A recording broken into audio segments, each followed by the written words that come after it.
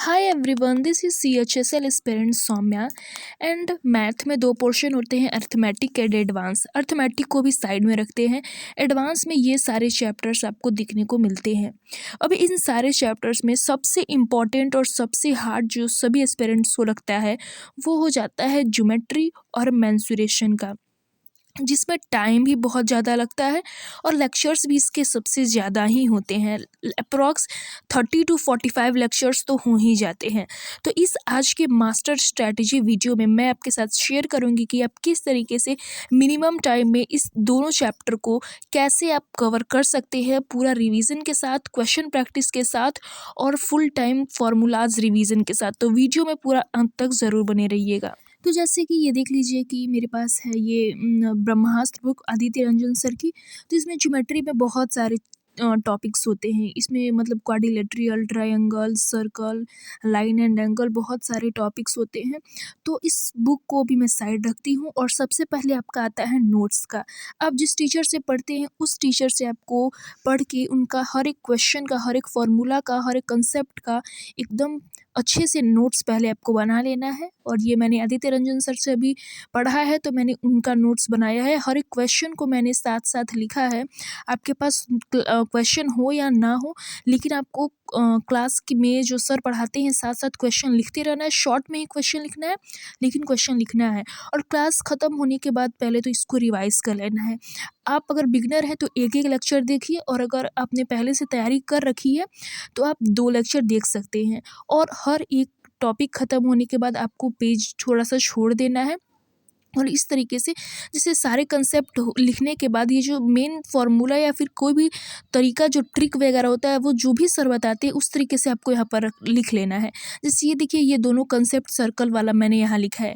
इसी चीज़ को मैंने दोबारा यहाँ पर भी लिखा है। मतलब जहाँ जहाँ यूज़ हुआ है वहाँ वहाँ आप इसे 2 बार 3 बार लिखते रहिए। जिस क्वेश्चन में जितना कंसेप्ट अप्लाई होगा, एक कंसेप्ट अगर 5 क्वेश्चन में अप्लाई हो रहा है तो पाँचों क्वेश्चन में उस कंसेप्ट को लिखिए, ताकि आप जितना बार लिखेंगे आपको उतना टाइम वो रिवीजन होगा, उतना बार आपको याद होगा। और क्लास ख़त्म होने के बाद आपने नोट्स बना लिया, अब आपको रिवीजन करना है। जैसे ये देखिए, मैं ज्योमेट्री में जब पढ़ रही थी तो मैंने ये चैप्टर को, हर एक चैप्टर के जो लेक्चर ख़त्म हो जाते थे उसके बाद रिवीजन करती थी।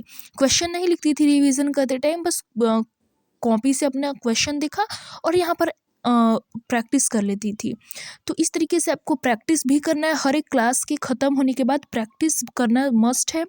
तो प्रैक्टिस के साथ साथ आपको ये सारे के सारे क्लासेस में जितने भी सर कराते हैं क्वेश्चन, वो आपको सारे क्वेश्चन प्रैक्टिस कर लेने हैं। जैसे 7 दिन आपका कंप्लीट हो गया और 8वां लेक्चर आप देख रहे हैं, तो संडे के दिन बैठ करके सारे के सारे कंसेप्ट जो हैं, जितने भी फॉर्मूला है, सारी की सारी चीज़ें, अगर आपके पास ब्रह्मास्त्र बुक है या फिर कोई भी बुक है या फिर नोट्स कॉपी ही है, बस उनसे आपको फिर से एक शॉर्ट टाइम में पूरा का पूरा रिवाइज कर लेना है। इसमें जैसे चारों टॉपिक्स दिए हुए हैं, line and angle, triangle, quadrilateral, polygon, circle, सारे के सारे टॉपिक्स दिए हुए हैं।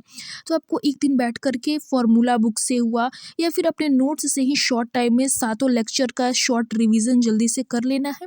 और इस तरीके से आप 7 डेज़ के डिस्टेंस पे आपको मतलब जितने भी क्लासेस आपने लिए उन सबको एक बार टाइम टू टाइम रिवीजन करते रहना है।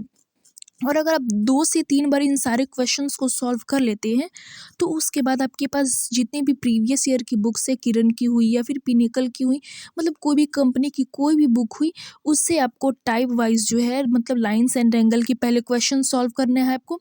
जैसे मान लीजिए आपने ट्रायंगल में फंडामेंटल प्रॉपर्टीज़ वाला टॉपिक क्लियर कर लिया है, तो उस टॉपिक का आपको किरण से या फिर किसी भी बुक से आपको क्या करना है, क्वेश्चन प्रैक्टिस करना है।